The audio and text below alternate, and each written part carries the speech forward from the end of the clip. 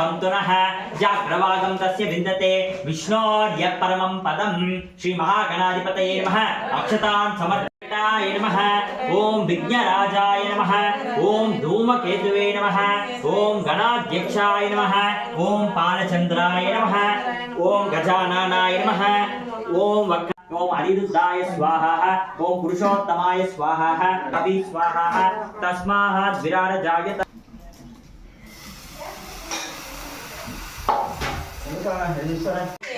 रहिष्ठये आपो भवन्तु वीरये तयोरा विश्रावन्तु नः।